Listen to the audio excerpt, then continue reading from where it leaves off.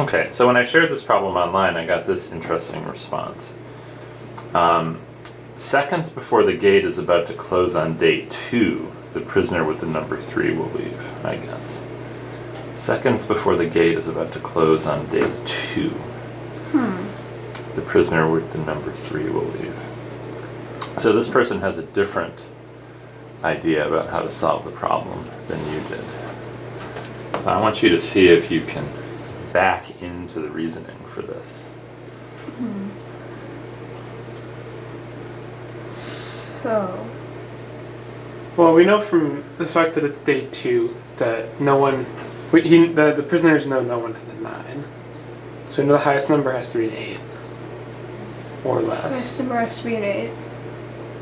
So... I mean, he could take a risk and... Because he knows that he sees a 6. So, like, he sees a 6. So he could either have a 7 or an 8. Or something less than 5, and maybe he takes that risk. Yeah, he's a perfect logician, so his solution isn't involving any risk here. And I'll go back to the beginning on this. This person is thinking about the problem in a different way than you are thinking about it. So I would not assume that your way of thinking about it has any bearing on how he was thinking about it. So go all the way back to the beginning. What do you think he thinks might happen on day 1? So day 1, it looks like both people are waiting for some reason. because... Or... Well, it couldn't have been that the person with the 6 left, because he says seconds before the gate is about to close. If the person with the 6 had left... The gate would have already closed. Yeah. Oh, the person would leave as soon as the gate opened, because he would be the only one. So... We know both of them... But what do you think the rule is on day 1? Not what happens specifically with these 2 people on day 1, but what do you think this guy's rule would be on day 1?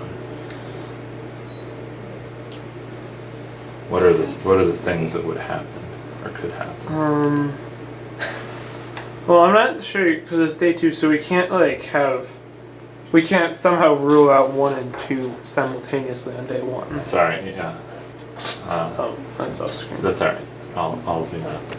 Okay. What do you think this guy's rule would be on day 1? Well, I guess...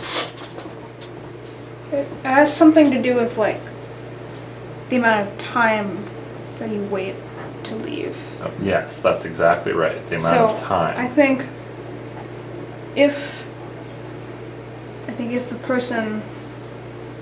If he thinks the other person will leave immediately on day 1, if he sees a 9. Aha. Okay. If you see a 9, you'll leave immediately. And if you see an 8. Well, if no one leaves immediately, then you know there are no 9s. So then you wait and see if someone leaves at the end. And then if someone left at the end, you know that someone saw an 8. And since no one does that... Okay, so on day 1, if you see a 9, you just sort of like, okay, goodbye. If you see an 8, what do you do? You wait. Until when? Until the end of the day. Not the end of the day. Or the end of the whatever, how long the gate is open for. You wait until the last possible second before the gate is about to close. And if no one has left, if the other person didn't leave... Then you can leave. Why? Because you know that you don't have a 9 and you know you don't have an 8. You know you're less than them. Okay, so what happens now on day 2? So they wait and nobody leaves immediately, so nobody has a 7. And then so at the end of the period, then he sees a 6, and then he knows he's either tied or he knows he's less because they're different numbers. Okay. So he knows he can leave at the end of the period on day 2. Interesting. All right. So what do you think about this solution? Well, it's definitely it's a little more complicated, but it gets you out faster. It's kind of our solution, but kind of smushed down into 2 days, Uh-huh. kind of being a little sneaky with the periods. Uh-huh. Yeah.